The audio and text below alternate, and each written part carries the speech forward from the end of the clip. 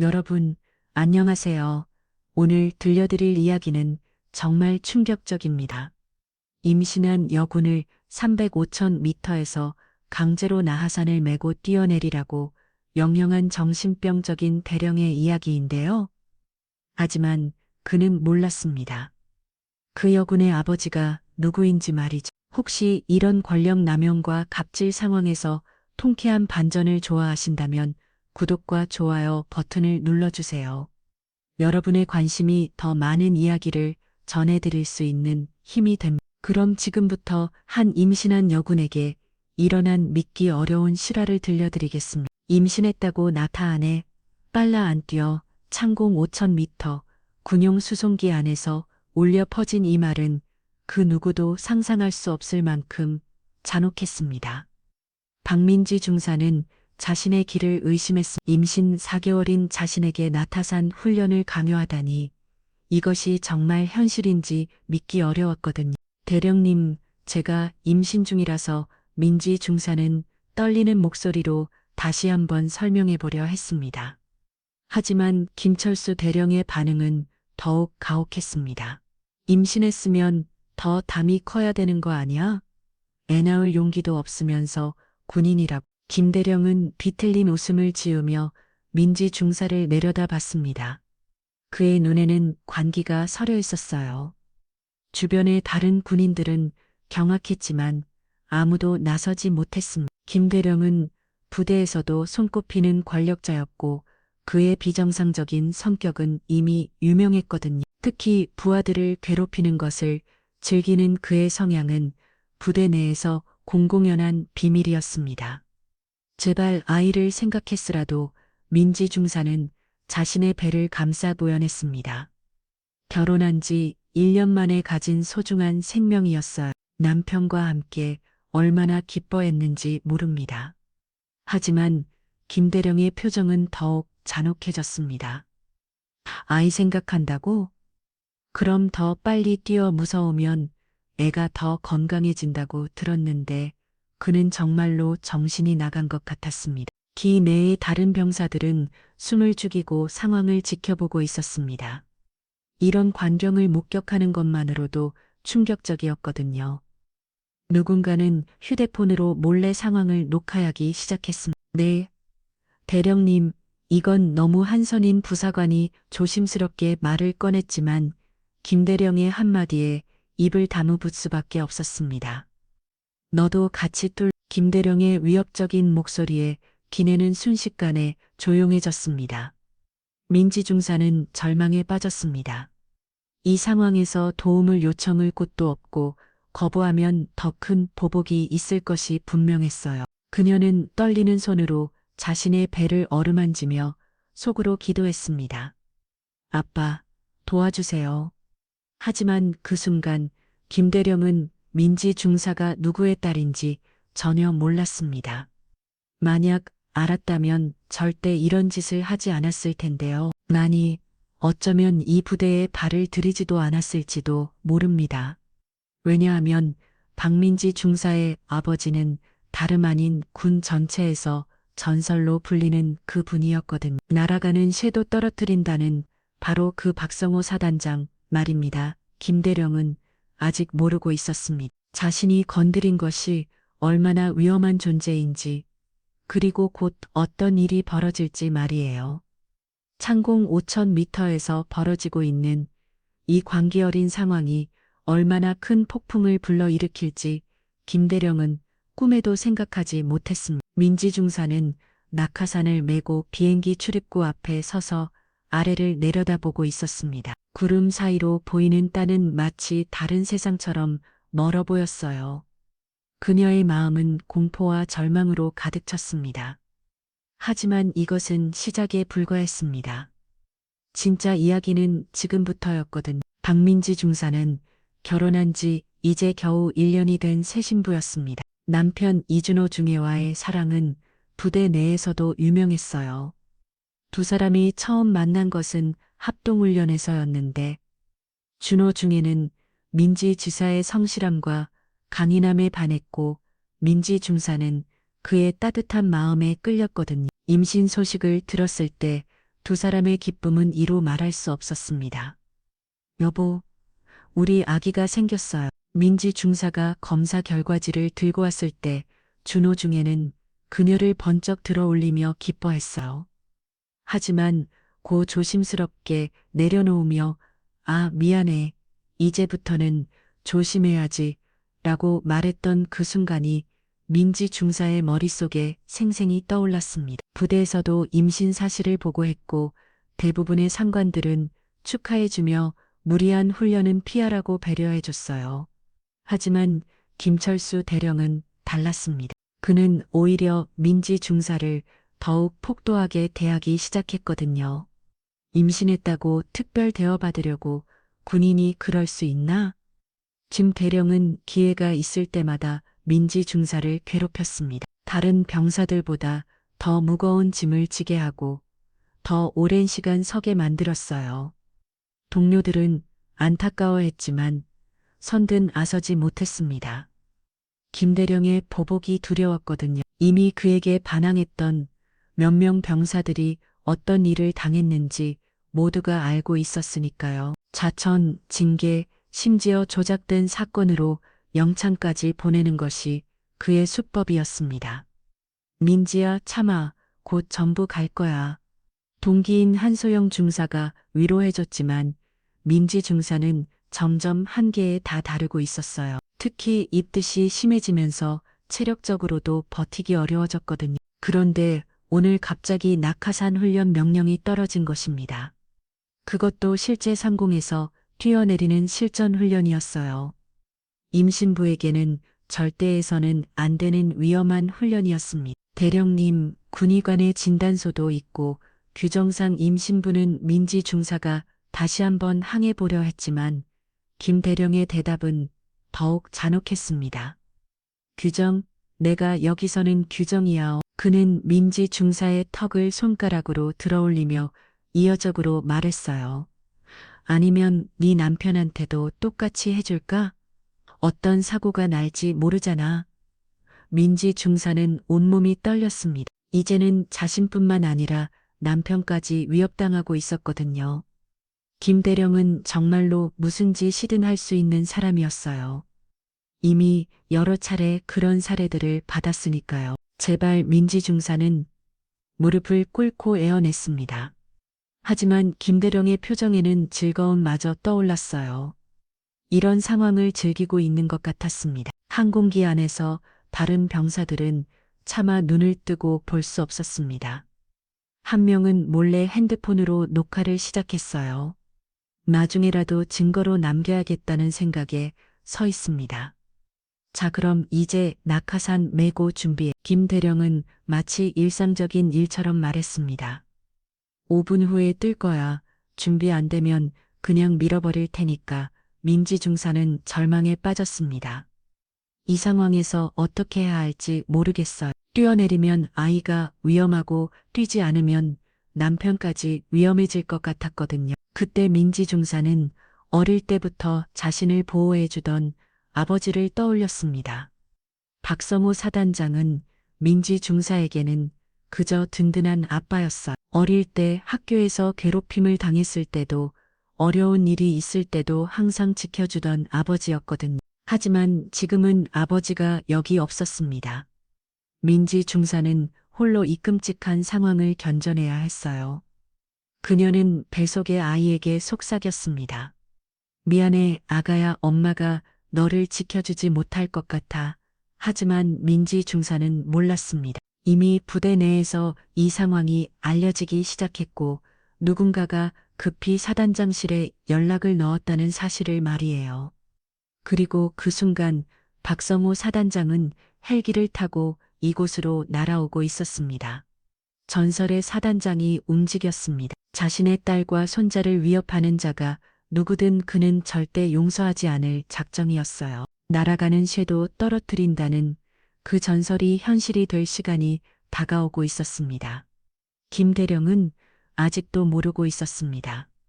자신이 건드린 것이 어떤 존재인지, 그리고 곧 어떤 일이 벌어질지 말이에요. 창공 5,000m에서 벌어지고 있는 이 관경에 얼마나 큰 폭풍을 몰고 올지 그는 꿈에도 생각하지 못하고 있었습니다. 낙하산 착용 완료. 김철수 대령이 소리쳤습니다.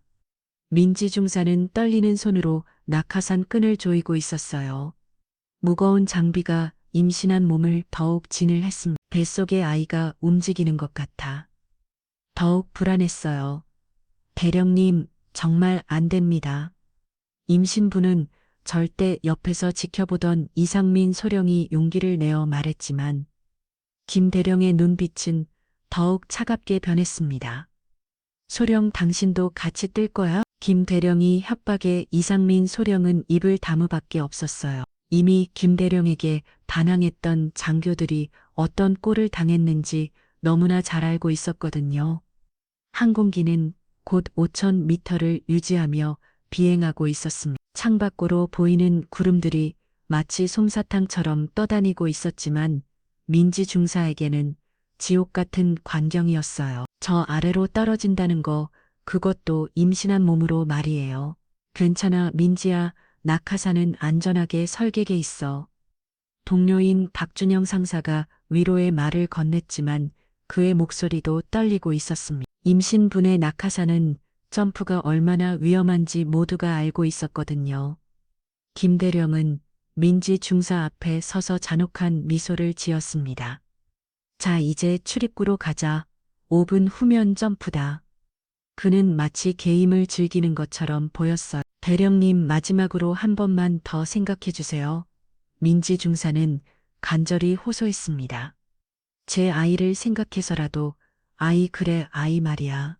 김대령의 표정이 더욱 비틀어졌습니다. 그 아이가 얼마나 용감한 엄마를 둔 건지 보여주자고.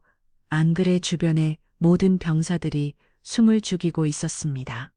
이런 광경을 목격하는 것만으로도 충격적이었어요. 누군가는 몰래 위급 상황을 본부에 신고하려 했지만 김 대령의 감시 때문에 쉽지 않았습니다. 항공기의 뒷문이 열리기 시작했습니다. 거센 바람이 기내로 몰아쳤고 그 바람 소리만으로도 얼마나 높은 곳에 있는지 실감할 수 있었어요. 민지 중사는 본능적으로 자신의 배를 감쌌습니다. 자, 이제 문 앞으로 가자. 징대령이 민지 중사의 팔을 거칠게 잡아떨습니다. 민지 중사는 비틀거리며 문 앞으로 걸어갔어요. 발걸음마다 심장이 터질 것 같았습니다. 아래를 봐, 저기가 내가 떨어질 곳이야. 김대령이 잔혹하게 말했습니다. 민지 중사가 아래를 내려다보자 어지러움이 몰려왔어요. 구름 사이로 보이는 땅은 마치 점처럼 작게 보였습니다. 무서워. 그럼 더 좋네. 공포를 이겨내야 진짜 군인이 되는 거야. 김 대령은 계속해서 정신적 고문을 가했습니다. 그의 얼굴에는 변태적인 즐거움이 드러나 있었어요. 이때 기내의 다른 병사들 중 한 명이 몰래 휴대폰으로 긴급 메시지를 보내고 있었습니다. 차단장님, 급한 일입니다. 김철수 대령이 임신한 박민지 중사에게 강제 낙하산 점프를 시키고 있습니다. 현재 하지만 민지 중사는 이 사실을 모르고 있었어요. 그녀는 오직 뱃속의 아이만 생각하고 있었습니다. 제발 아무 일 없게 해주세요. 카운트다운 시작한다. 김 대령이 소리쳤습니다. 각 숫자마다 민지 중사의 심장은 더욱 빨리 뛰었어요. 76. 민지 중사는 눈을 꽉 감았습니다. 남편 이준호 중에 얼굴이 떠올랐어요. 여보, 미안해. 김 대령의 목소리가 점점 더 흥분되어 갔습니다. 마치 이 순간을 기다려왔다는 듯이 말이에요. 바로 그때 기계에 있던 통신병의 무전기에서 급박한 목소리가 들려왔습니다. 긴급 상황, 사단장님이 헬기로 현재 위치로 향하고 있습니다. 모든 훈련 즉시 중단하라. 김 대령의 표정이 순간 굳어졌습니다. 차단장, 무슨... 하지만 그는 여전히 상황을 파악하지 못하고 있었어요. 설마 자신이 괴롭히고 있는 이 여군이 그 사단장과 무슨 관련이 있을 거라고는 꿈에도 생각하지 못했거든요. 훈련 계속한다. 김 대령이 고함쳤습니다. 하지만 바로 그 순간 멀리서 헬기 소리가 들려오기 시작했습니다. 점점 바깥하어지는 그 소리는 마치 고원의 천사가 다가오는 것 같았어요. 민지 중사는 아직 그 소리의 의미를 정확히 알지 못했지만 왠지 모를 희망을 느꼈습니다. 김대령의 얼굴에는 당황스러움이 스쳐갔습니다. 하지만 그는 여전히 자신이 무엇을 저질렀는지 모르고 있었어요. 전설의 박성호 사단장이 자신의 딸을 구하러 오고 있다는 사실을 말이에 뛰어 김철수 대령이 광기 어린 소리를 질렀습니다. 민지 중사는 비행기 출입구 끝에 서서 아래를 내려다보고 있었어요. 5,000m 아래로 펼쳐진 광활한 대지가 마치 지옥의 입구처럼 보였습니다. 제발 제발. 민지 중사는 떨리는 목소리로 중얼거렸습니다. 한 손은 낙하산 끈을 붙잡고 다른 한 손은 본능적으로 자신의 배를 감쌌어요. 뱃속의 아이가 마치 엄마의 두려움을 느끼는 것처럼 움직이는 게 느껴졌습니다. 왜 안 뛰어? 무서워. 김 대령이 뒤에서 비웃으며 말했습니다. 그럼 내가 밀어줄까? 그는 정말로 민지 중사를 밀어버릴 작정인 것 같았어요. 기내의 다른 병사들은 경악했지만 아무도 나서지 못했습니다. 몇몇은 고개를 돌리고 참아보지 못했어요. 이런 광경을 목격하는 것 자체가 트라우마가 될 정도였거든요. 대대님, 이건 정말 안 됩니다. 이상민 소령이 다시 한번 용기를 냈습니다. 임신부에게 이런 훈련은 군법상으로도 내가 여기서는 법이야. 김대령이 소령을 향해 소리쳤습니다. 당신도 같이 뚫래? 그의 눈에는 완전히 이성을 잃은 광기가 서려 있었어요. 바로 그때 헬기 소리가 더욱 가까워졌습니다. 통신병이 급하게 무전기를 확인했어요. 대령님, 사단장님이 직접 오시고 있습니다. 즉시 모든 훈련을 중단하라는 명령이. 사단장이 뭐 어쩐다고? 김 대령이 화를 내며 소리쳤습니다. 하지만 그의 목소리에는 미묘한 떨림이 섞여 있었어요. 아무리 그래도 사단장의 명령을 무시하기는 어려웠거든요. 민지 중사는 그 순간 희미한 희망을 느꼈습니다. 혹시 하지만 설마 아버지가 자신의 상황을 알고 직접 올 리는 없다고 생각했어. 너무나 극한의 상황이라 제대로 생각할 수도 없었거든요. 아무튼 훈련은 계속한다. 김대령이 고집을 부렸습니다. 사단장이 와도 이미 시작된 훈련을 중단할 수는 없어. 그는 여전히 자신이 얼마나 위험한 상황에 있는지 모르고 있었어요. 자, 마지막 기회야. 알아서 뛰든지 아니면 내가 밀어버리든지. 김대령이 민지 중사에게 다가왔습니다. 그의 손이 민지 중사의 등에 차. 그녀는 온몸이 얼어붙었어요. 싫어요. 절대 안 뜰 거예요. 민지 중사가 필사적으로 소리쳤습니다. 출입구 양쪽을 꽉 붙잡고 버텼어요. 이것은 자신과 아이의 생명을 건 마지막 조항이었습니다. 그래, 그럼 어쩔 수 없지. 김대령의 얼굴에 잔혹한 미소가 번졌습니다. 그는 정말로 임신한 여군을 5,000m에서 밀어버릴 작정이었어요. 바로 그 순간 헬기가 수송기 바로 옆에 나타났습니다. 헬기의 거대한 로터 소리가 기내를 뒤덮었어요. 모든 사람들이 창밖을 쳐다봤습니다. 헬기 안에서 한 남자가 내려다보고 있었습니다. 50대 중반의 위험 있는 모습, 가슴에 빛나는 별이 달린 계급장. 그는 다름 아닌 박성호 사단장이었어요. 민지 중사가 창밖을 쳐다보는 순간 그녀의 눈이 커졌습니다. 아, 아빠.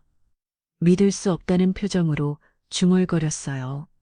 정말로 아버지가 자신을 구하러 온 곳이었습니다. 박성호 사단장의 얼굴은 얼음처럼 차가웠습니다.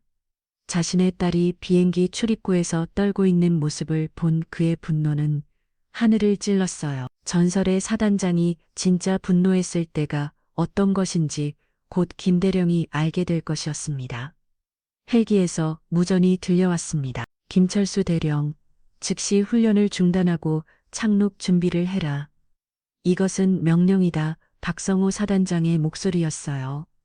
그 목소리에는 절대 거역할 수 없는 권위가 담겨 있었습니다. 짐대령의 얼굴이 순간 하얗게 변했습니다. 차단장이 직접 나섰다는 것은 뭔가 심상치 않다는 뜻이었어요.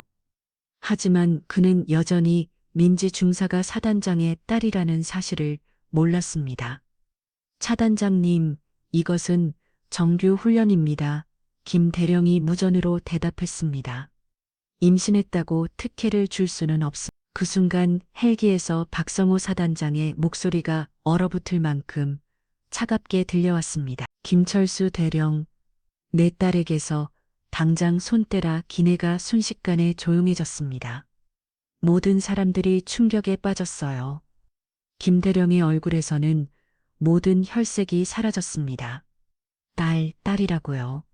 김 대령이 떨리는 목소리로 중얼거렸습니다. 그제서야 그는 자신이 얼마나 큰 실수를 저질렀는지 깨닫기 시작했어요.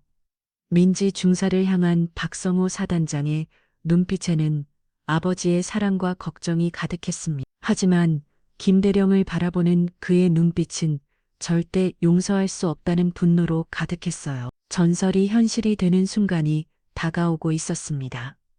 박성호 사단장이 헬기에서 내리는 순간 공항할 주로 전체가 숨을 죽였습니다. 50대 중반의 그는 키형만 근이 체어 110cm가 넘는 건장한 체격의 카리스마가 온몸에서 뿜어져 나왔어요. 가슴에 달린 별 3개가 햇빛에 반짝이며 그의 지위를 말해주고 있었습니다. 추송기가 착륙하자마자 박성호 사단장은 큰 걸음으로 다가갔습니다. 그의 얼굴은 얼음처럼 차갑지만 눈 속에는 딸을 걱정하는 아버지의 마음이 가득했어요. 30년 군생을 동안 수많은 전투와 위기를 겪었지만 지금처럼 분노한 적은 없었습니다.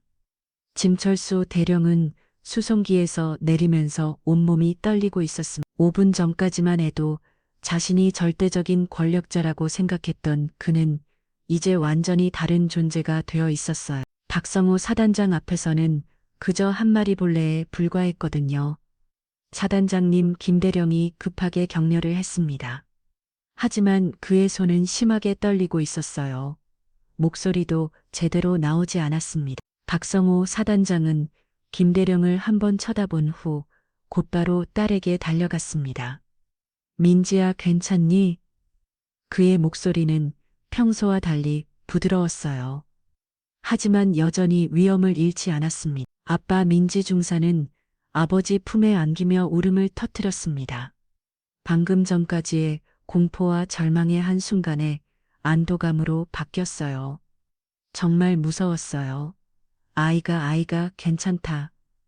이제 안전하다. 박성호 사단장이 딸의 등을 토닥이며 말했습니다. 하지만 그의 눈빛은 점점 더 차갑게 변해가고 있었어요. 주변의 모든 군인들이 이 광경을 지켜보고 있었습니다. 전설의 박성호 사단장이 누구의 아버지인지 이제 알게 된 것이에요. 그들은 김대령이 얼마나 큰 실수를 저질렀는지 이제 이해했습니다. 박성호 사단장은 천천히 몸을 일으켜 김대령을 바라봤습니다. 그 순간 김대령은 자신이 죽음과 마주하고 있다는 느낌을 받았어요. 차단장의 눈빛이 마치 죽음의 신을 보는 것 같았거든요.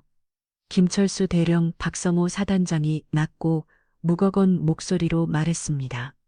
30년 군 생활하면서 이런 놈은 처음 차단장님, 저는 그냥 정규 훈련을 김대령이 변명하려 했지만 사단장의 한마디에 입을 다무만 없었습니다.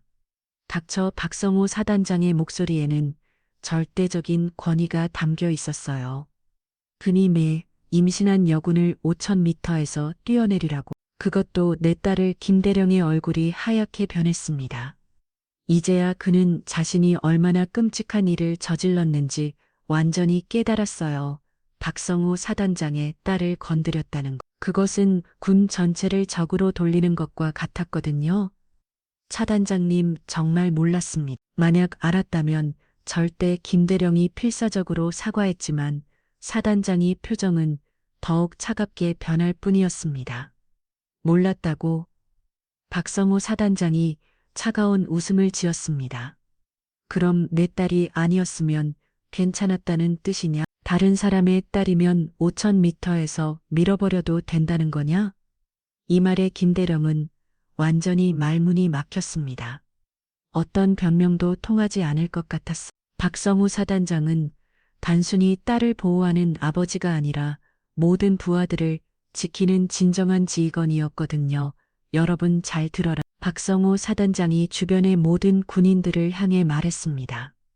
이런 놈이 군에 있어서는 안 된다. 권력으로 약한 사람을 괴롭히는 거. 그것은 군인이 아니라 그냥 쓰레기다. 김대령은 무릎이 꺾이면서 거의 쓰러질 뻔했습니다. 차단장의 말 한마디가 그의 가슴을 찔렀어요. 더 이상 변명할 여지도 없었습니다. 그런데 말이야, 김대령. 박성호 사단장이 한 걸음 더 다가왔습니다. 내가 왜 날아가는 새도 떨어뜨린다는 소리를 듣는지 아나? 김대령의 온몸에 식은땀이 흘렀습니다. 그 유명한 전설을 모르는 군인은 없었어요. 박성호 사단장이 정말 화를 내면 어떤 일이 벌어지는지 그 전설들이 하나 둘씩 떠올랐습니다. 예전에 부하를 괴롭히던 놈들이 있었지. 차단장이 차분하게 말했습니다. 그놈들이 지금 어디 있는지 아나? 다 전역했어. 아니, 정확히는 전역당했다고 하는 게 맞겠지. 주변의 분위기가 더욱 무거워졌습니다. 모든 사람들이 사단장의 다음 말을 기다리고 있었어요. 하지만 너는 다르다. 박성호 사단장의 눈빛이 더욱 차갑게 변했습니다. 내 딸을, 그것도 임신한 딸을 죽이려 했으니까. 바로 그 순간 김대령은 자신의 인생이 완전히 끝났다는 것을 깨달았습니다. 박성호 사단장의 분노는 단순한 징계나 좌천으로 끝날 문제가 아니었어요. 이것은 완전한 파멸이었습니다. 김철수 대령, 지금부터 너의 인생이 어떻게 끝나는지 제대로 보여주겠다. 박성호 사단장의 목소리는 마치 지옥에서 올라온 것처럼 차갑고 무거웠습니다. 김대령은 이미 다리에 힘이 빠져 거의 쓰러질 뻔했어. 30년 군생을 통한 수많은 상관들을 만났지만 이런 절대적인 공포를 느껴본 적은 없었습니다. 박성호 사단장 앞에서는 그저 벌레 같은 존재였거든요. 차단장님, 정말 죄송합니다. 무릎 꿇고 사죄드리겠습니다. 김대령이 땅에 무릎 꿇으며 애원했습니다. 5분 전까지만 해도 거만하게 임신한 여군을 괴롭히던 그 모습은 온데간데 없었어요. 하지만 박성호 사단장의 표정은 조금도 누그러지지 않았습니다. 차째, 지금 와서 사죄라고. 그는 차가운 웃음을 지졌어요. 내 딸을 5,000m에서 밀어떨어뜨리려던 놈이 사죄로 해결되겠네. 주변의 모든 군인들이 숨을 죽이고 지켜보고 있었습니다. 이런 광경을 목격하는 것 자체가 평생 잊을 수 없는 기억이 될 것 같았어요. 전설의 사단장이 진짜 화를 냈을 때가 어떤 것인지 직접 보고 있었거든요.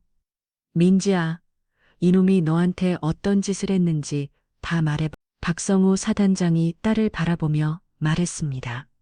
그의 목소리는 딸에게 많은 여전히 부드러웠어요.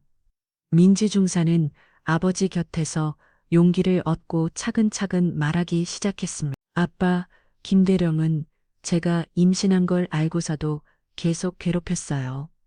무거운 짐을 더 많이 지게 하고 더 오래 서게 만들고 김대령의 얼굴이 점점 더 천백해졌습니다. 자신이 저지른 일들이 하나하나 폭로되고 있었어요. 그리고 오늘은 제가 임신 4개월인데도 강제로 낙하산 훈련을 시키려 했어요. 5,000m에서 뛰어내리라고 하면서 안 뛰면 밀어버리겠다고 협박했어요. 민지 중사의 목소리가 떨렸습니다. 박성호 사단장이 주목이 꽉 쥐어졌습니다. 딸의 말을 들을수록 그의 분노는 하늘을 찔렀어요. 그래서 그게 다냐? 아니에요. 제가 거부하니까 남편까지 위협했어요. 남편한테도 똑같이 해주겠다고 말했어. 민지 중사가 마지막으로 폭로하자 사단장의 눈에서 살기가 뿜어져 나왔습니다. 임신한 여군을 괴롭히는 것도 모자라서 그 남편까지 위협했다고? 박성호 사단장이 김대령을 노려보며 말했습니다. 정말 끝까지 못된 놈이구나. 김대령은 이제 완전히 무너졌습니다. 사단장님 정말 미쳤었습니다. 다시는 이런 일이 없을 거예요. 제발 한 번만 박성호 사단장이 비우셨습니다. 내 딸의 목숨을 위협한 놈한테 한 번만 기회를 주라고. 너 정말 끝까지 뻔뻔하구나. 바로 그때 사단장이 휴대폰을 꺼냈습니다. 여보세요, 군검찰 부장님 박성우입니다. 긴급히 수사할 사건이 있습니다. 김대령의 얼굴에서 모든 혈색이 사라졌습니다. 군검찰까지 움직인다는 것은 이것이 단순한 징계가 아니라는 뜻이었어요. 김철수 대령이 임신한 여군에게 강제 낙하산 훈련을 시켰습니다. 그것도 5,000m 상공에서 밀어떨어뜨리려 했어요. 네, 증인도 여러 뒷고 영상도 있습니다. 사단장의 목소리는 차분했지만 강력했습니다. 김대령은 이제 완전히 절망에 빠졌습니다. 군검찰 수사까지 받게 되면 전역은 물론이고 형사처벌까지 받을 수 있었거든요. 아, 그리고 부장님 박성호 사단장이 추가로 말했습니다. 이놈이 다른 부하들도 얼마나 괴롭혔는지 철저히 조사해 주세요. 아마 이번 것만이 아닐 겁니다. 주변의 병사들이 서로 눈빛을 주고받았습니다. 그동안 김대령에게 당했던 일들을 모두 털어놓을 기회가 온 것이었어요. 전화를 끊은 박성우 사단장이 김대령을 마지막으로 내려다봤습니다. 김철수 대령, 아니, 이제 곧 전 대령이 될 내가 왜 날아가는 섀도 떨어뜨린다는 소리를 듣는지 이제 알겠지. 김대령은 고개를 들 수도 없었습니다. 완전히 무너진 채로 땅만 바라보고 있었어요. 내 부하들을 건드리는 놈들은 내가 직접 처리한 하물며 내 딸을 건드렸으니 너의 군생활은 오늘로 끝이다. 차단장의 선언은 마치 사형 선고 같았습니다. 바로 그때 헌병들이 달려왔습니다. 차단장님, 김철수 대령 연행 명령을 받고 왔습니다. 좋아, 당장 연행해라. 박성호 사단장이 명령했습니다. 그리고 철저히 조사해서 이런 일이 다시는 일어나지 않도록 해라. 김대령이 헌병들에게 연행되어 가면서도 계속 애어냈네매. 차단장님, 제발 한 번만 기회를 하지만 아무도 그의 말을 들어주지 않았어요. 박성호 사단장은 딸을 다시 안아주며 말했습니다. 이제 괜찮다. 아빠가 모든 걸 해결했어. 그의 목소리에는 딸에 대한 사랑이 가득했습니다. 민지 중사는 아버지 품에서 안도의 눈물을 흘렸습니다. 마침내 양몽 같은 상황이 끝난 것이었어요. 하지만 이것은 단순한 해결이 아니었습니다. 이것은 아버지의 사랑이 만들어낸 완벽한 정의였거든요. 주변의 모든 군인들이 이 광경을 보멸게 달았습니다. 진정한 힘이라는 약한 사람을 괴롭히는 것이 아니라 약한 사람을 지켜주는 것이라는 걸 말이에요. 김철수 대령이 헌병들에게 연행되어 간 후 박성호 사단장은 딸과 함께 조용한 곳으로 자리를 옮겼습니다. 민지 중사는 아직도 방금 전 일이 꿈만 같았어요. 정말로 아버지가 나타나서 자신을 구해준 것이 믿어지지 않았거든요. 아빠, 어떻게 알고 오셨어요? 민지 중사가 궁금해하며 물었습니다. 제가 연락한 것도 아닌데 박성호 사단장은 잠시 미소를 지었습니다. 그동안의 차가운 표정과는 완전히 다른 모습이었어요. 민지야, 사실 아빠가 모든 걸 알고 있었어. 네, 무슨 말씀이세요? 민지 중사가 놀라며 되물었습니다. 김철수 그놈이 너를 괴롭히고 있다는 걸 이미 일주일 전부터 알고 있었어. 박성호 사단장이 차분하게 설명했습니다. 너희 부대에 내 사람들이 있거든. 그들이 모든 상황을 보고 해줬어. 민지 중사는 깜짝 놀랐습니다. 그럼 왜 진작 말씀을 안 하셨어요? 내가 스스로 해결하기를 기다렸지. 박성호 사단장이 딸의 머리를 쓰다듬으면 말했습니다. 군인인 딸이 이런 시련을 스스로 극복하기를 바랐어. 하지만 오늘은 도가 지나쳤지. 그럼 오늘도 미리 알고 계셨다는 거예요?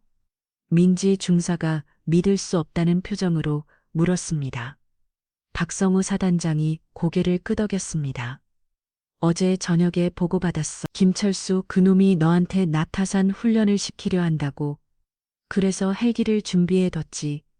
민지 중사는 이제야 모든 것이 이해됐습니다. 아버지는 처음부터 모든 상황을 파악하고 있었고 최악의 순간에 나타날 준비를 하고 있었던 것이에요. 하지만 아빠, 그럼 처음부터 막을 수도 있었잖아요. 민지 중사가 약간 원망스러운 목소리로 말했습니다. 그랬다면 김철수 그놈의 진짜 모습이 드러나지 않았을 거야. 박성호 사단장이 진지하게 말했습니다. 이번 일로 그놈이 얼마나 위험한 인간인지 모든 사람들이 알게 됐어. 그리고 다른 피해자들도 용기를 내서 신고할 수 있게 됐고, 민지 중사는 아버지의 깊은 계획에 감탄했습니다. 단순히 딸을 구하는 것이 아니라 근본적인 문제를 해결하려 했던 것이에요. 그런데 아빠 정말 무서웠어요. 민지 중사가 아버지 품에 안기며 말했습니다.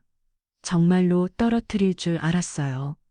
이 안하다 따라 박성호 사단장의 목소리가 부드러워졌습니다. 아빠가 좀 더 일찍 나타났어야 했는데 너무 무서웠지. 하지만 결국엔 아빠가 구해주셨잖아요. 민지 중사가 미소를 지으며 말했습니다. 역시 우리 아빠는 최고예요. 바로 그때 이준호 중위가 급하게 달려왔습니다. 민지 중사의 남편이었어요. 민지야 무슨 일이 있었다고 해서 여보 민지 중사가 남편을 보자 다시 눈물이 쏟아졌습니다. 정말 무서웠어요. 박성호 사단장이 사위를 바라보며 말했습니다.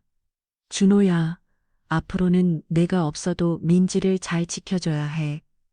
네, 장인어른 다시는 이런 일이 없도록 하겠습니다. 이준호 중위가 깊이 고개를 숙이며 대답했습니다. 그리고 민지와 박성호 사단장이 딸을 바라보며 말했습니다. 앞으로 힘든 일이 있으면 혼자 참지 말고 아빠한테 바로 말해. 내가 군인이라고 해서 혼자 모든 걸 감당할 필요는 없어. 네, 아빠, 이제는 꼭 말씀드릴게요. 민지 중사가 고개를 끄겼습니다. 한편 부대 안에서는 김철수 대령의 연행 소식이 빠르게 퍼지고 있었습니다.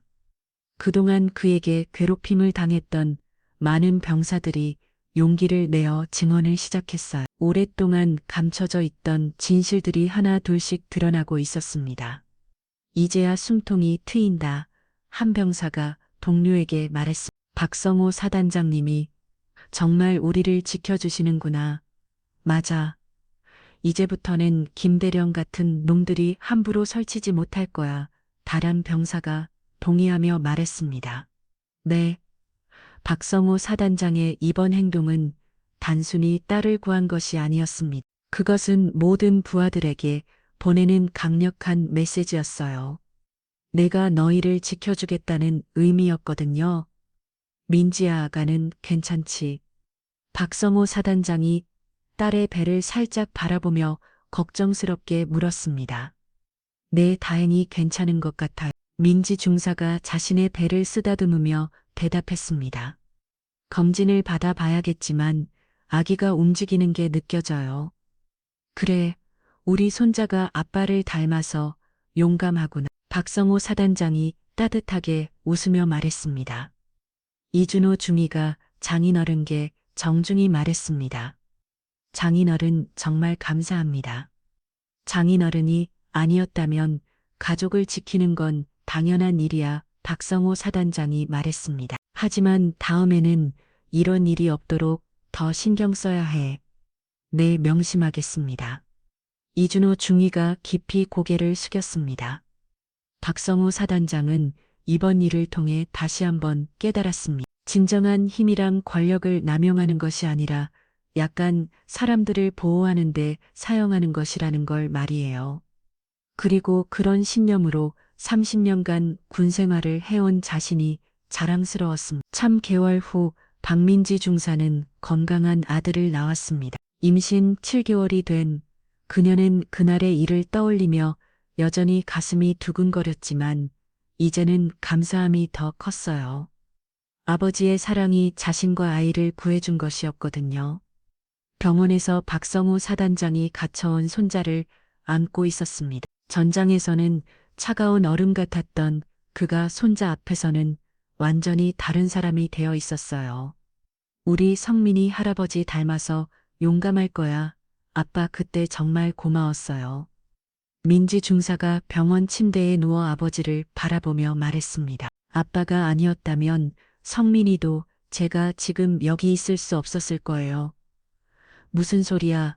아빠로서 당연한 일을 했을 뿐이야.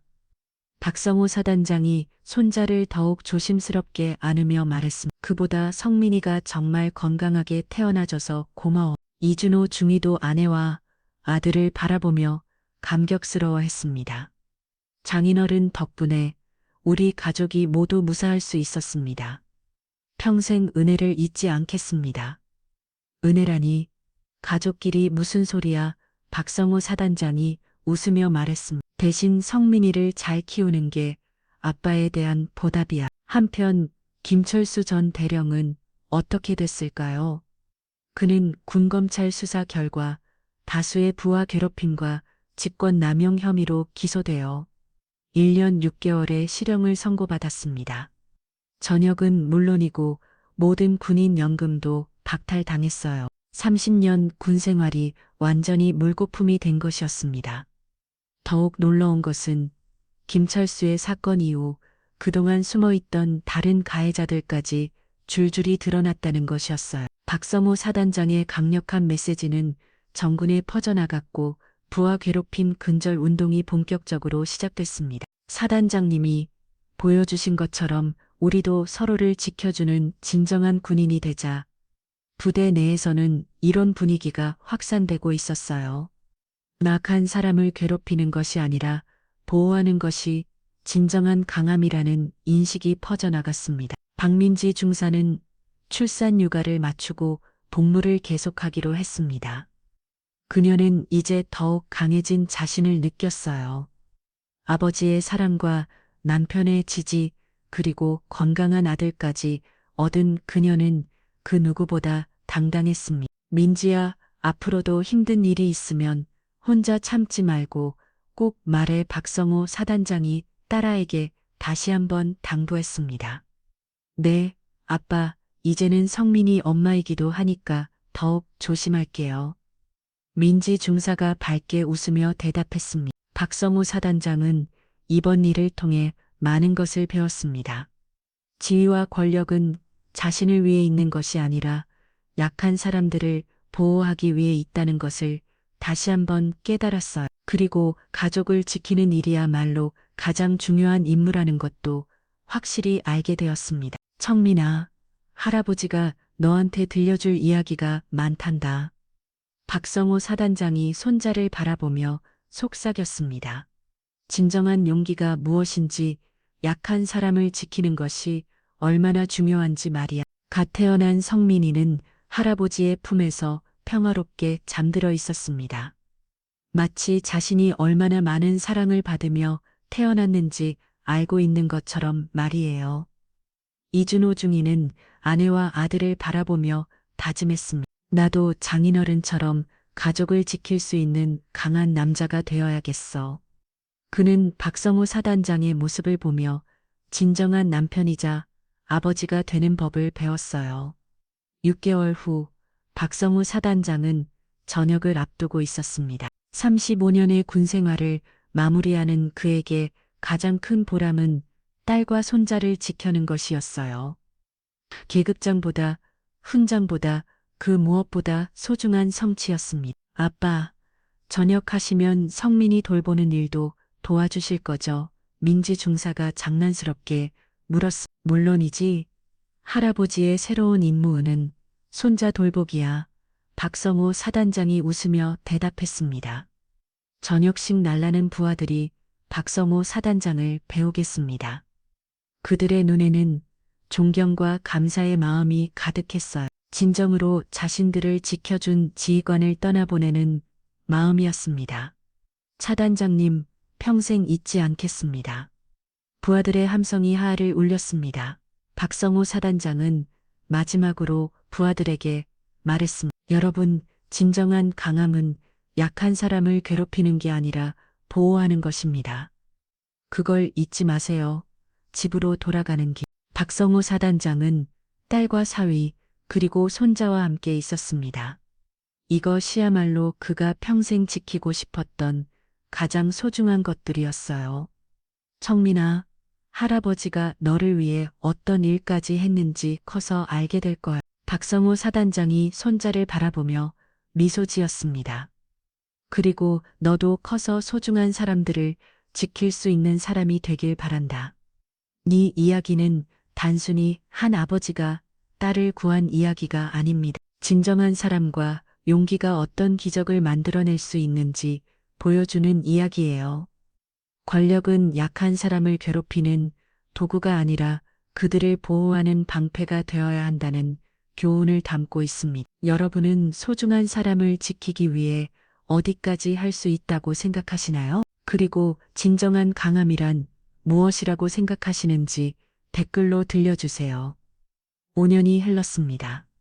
따뜻한 햇살이 내리쬐는 서울 용산구의 한 초등학교 운동장에서 특별한 광경이 펼쳐지고 있었어요. 5살이 된 박성민이 아빠 이준호 소령의 손을 꼭 잡고 처음으로 초등학교에 입학하는 날이었습니다. 청민아, 떨리지? 이준호 소령의 아들을 바라보며 다정하게 물었습니다. 그는 이제 소령으로 진급했고 아내 민주와 함께 행복한 가정을 이루고 있었어요. 하지만 5년 전 그날의 기억은 여전히 생생했습니다. 청민이는 아빠를 올려다보며 씩씩하게 대답했습니다. 안 떨려요. 할아버지가 용감한 사람이 되라고 했어요. 그 모습이 어찌나 당당한지 주변 학부모들도 미소를 지었어요. 그래, 우리 청민이가 정말 용감하구나. 이준호 소령이 아들의 머리를 쓰다듬으며 말했습니다. 그때 멀리서 익숙한 목소리가 들려왔어요. 청민아, 박민지 중량이 뛰어오고 있었습니다. 그녀는 이제 중량으로 진급해서 여군 교육대 대장을 맡고 있었어. 특히 신임 여군들의 인권 보호와 갑질 근절에 앞장서는 일로 유명했습니다. 엄마, 청민이가 엄마에게 달려가 안겼습니다. 엄마도 왔어요. 당연히 와야지. 우리 성민이 입학식인데 민지 중량이 아들을 안어올리면 웃었습니다. 이 안에 회의가 늦게 끝나서 무슨 회의였어? 이준호 소령이 궁금해하며 물었습니다. 군대 괴롭힘 방지 시스템 구축 회의였어.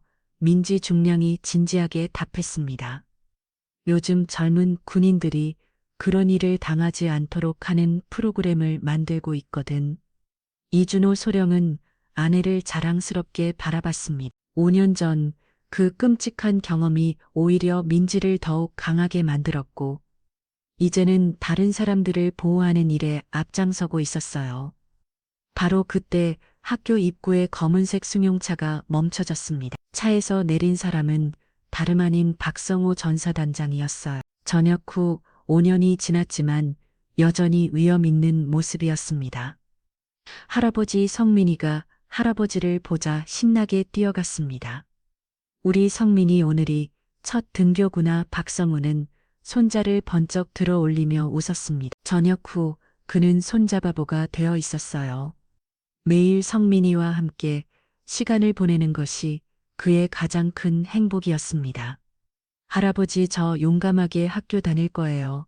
성민이가 자랑스럽게 말했습니다. 그래, 하지만 용감한 것보다 더 중요한 게 있어. 박성우가 손자를 내려놓으며 진지하게 말했습니다. 친구들에게 친절하게 대하는 거야. 약간 친구를 도와주는 거고. 성민이가 고개를 끄고 있습니다. 내 할아버지처럼 할 거예요. 이 박식이 시작되고 성민이는 다른 아이들과 함께 교실로 들어갔습니다. 박성우는 딸과 사유와 함께 그 모습을 지켜보며 감회가 새로웠어요. 아빠, 그때 일을 생각하면 아직도 믿어지지 않아요. 민지 중령이 아버지에게 말했습니다. 정말로 아빠가 나타나지 않았다면 그런 일은 없었을 거야.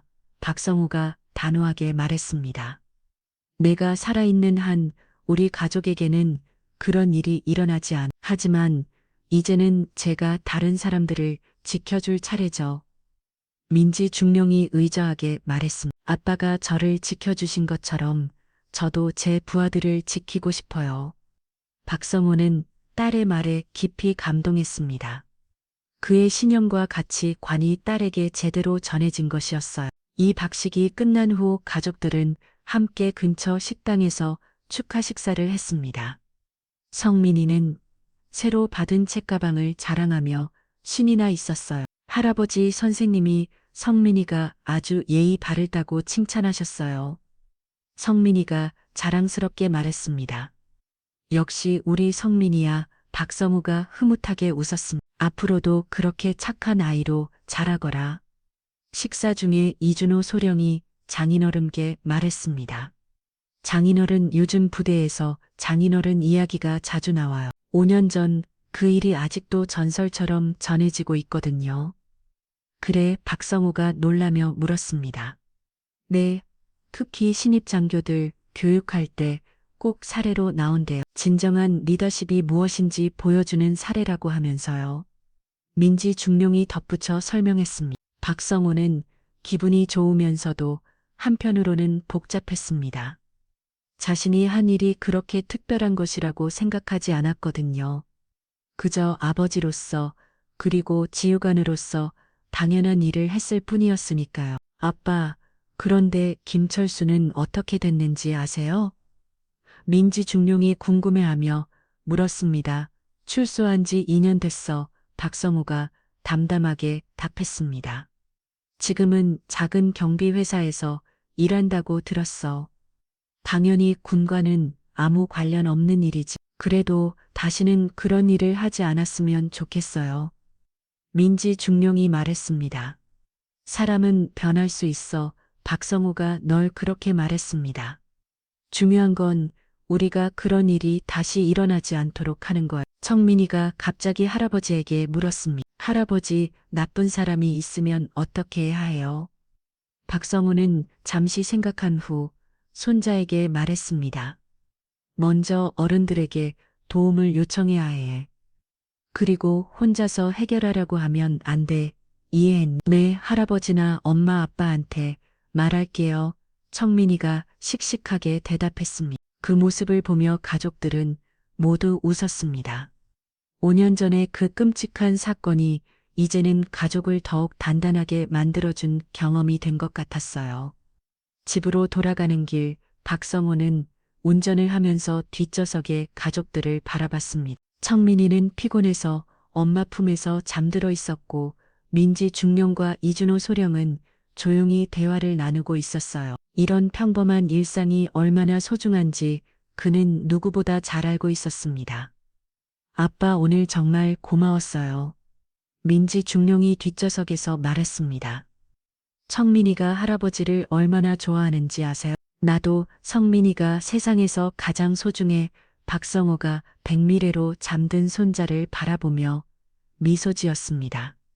이 아이가 커서 어떤 사람이 될지 정말 기대돼. 아마 할아버지 닮을 거예요. 이준호 소령이 말했습니다. 벌써부터 정의감이 강하고 약한 친구들을 챙기거든요. 그래, 그럼 다행이네. 박성우가 흐뭇해하며 말했습니다. 집에 도착해서 성민이를 침대에 재우고 나서 가족들은 거실에 모여 앉았습니다. 박성우는 그동안 말하지 못했던 이야기를 꺼내기로 했어요. 민지야, 준호야, 너희한테 할 말이 있어. 박성우가 진지한 표정으로 말했습니다. 무슨 말씀이세요?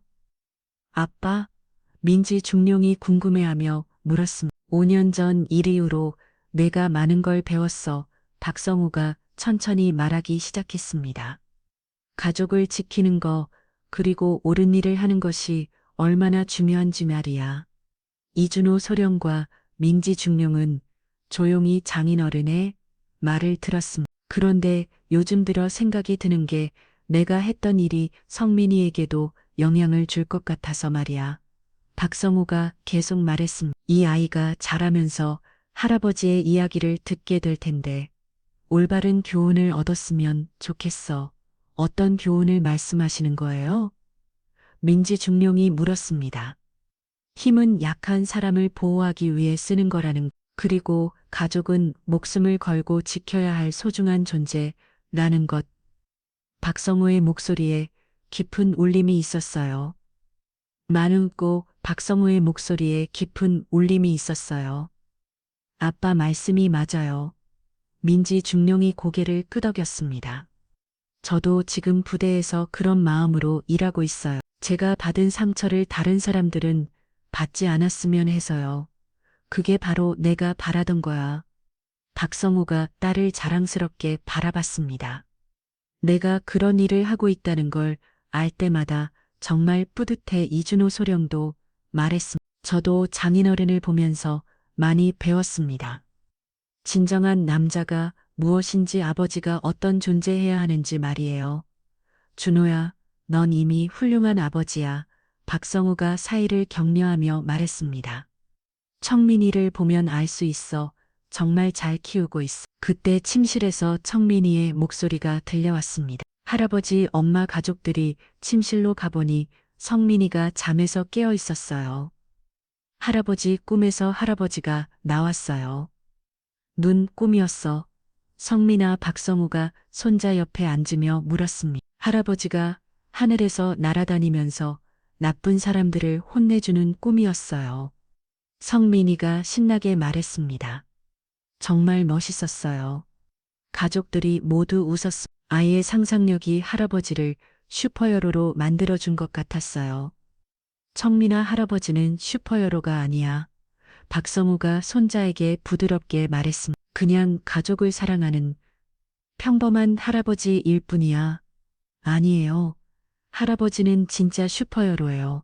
성민이가 고집스럽게 말했습니다. 엄마를 구해주셨잖아요.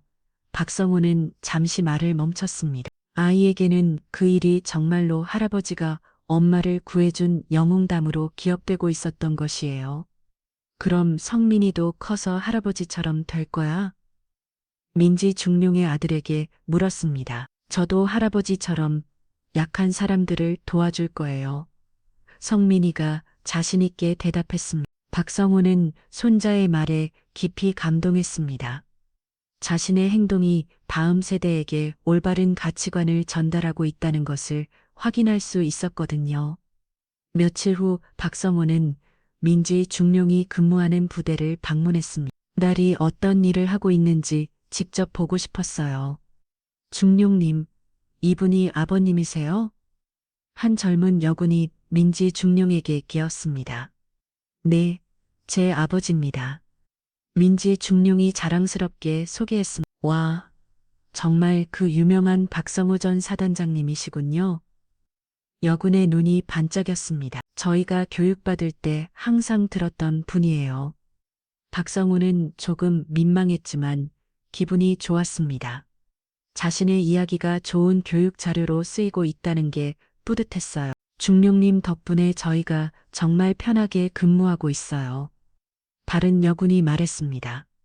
혹시 부당한 일이 있으면 언제든 중령님께 말하라고 하시거든요. 민지 중령이 미소 지으며 말했습니다. 당연한 일이에요. 우리는 모두 함께 근무하는 동료니까요. 박성우는 딸의 모습을 보며 흐뭇했습니다. 5년 전의 그 끔찍한 경험이 딸을 더욱 강하고 현명한 지휘원으로 만들어준 것 같았어요. 아빠, 어떠세요? 제가 잘하고 있죠? 민지 중령이 아버지에게 장난스럽게 물었습니다. 물론이지, 정말 자랑스러워. 박성우가 진심으로 답했습니다. 내가 이런 일을 하고 있다는 걸 알 때마다 내가 했던 일이 헛되지 않았다고 생각해 부대를 나오는 길에 박성우는 깊은 만족감을 느꼈습니다. 자신의 행동이 딸에게 그리고 손자에게 나아가 더 많은 사람들에게 좋은 영향을 미치고 있다는 것을 확인할 수 있었거든요. 집으로 돌아가는 차 안에서 민지 중령이 말했습니다. 아빠, 성민이가 자랄 때까지 건강하셔야 해요. 할아버지에게 배울 게 정말 많거든요. 걱정 마. 손자 장가볼 때까지는 꼭 살아있을 거야. 박성호가 웃으며 답했습니다. 그날 밤 박성호는 서재에서 일기를 썼습니다. 5년 전부터 시작한 습관이었어요. 오늘 성민이 입학식을 보며 많은 생각이 들었다. 많은 생각이 들었다. 이 아이가 자라서 어떤 사람이 될지 정말 기대된다. 내가 전해진 가치관이 성민이를 통해 다음 세대로 이어지기를 바란다. 힘은 약한 사람을 보호하기 위해 쓰는 것이라는 걸. 그리고 가족만큼 소중한 건 없다는 걸 이 아이도 알아주었으면 좋겠다. 박성우는 펜을 놓고 창밖을 바라봤습니다. 별이 총총한 밤하늘 보니 마음이 평안해졌어요. 5년 전 그 사건이 비록 끔찍했지만 결국 가족을 더욱 단단하게 만들어 주었고 더 많은 사람들에게 좋은 영향을 미치는 계기가 되었습니다.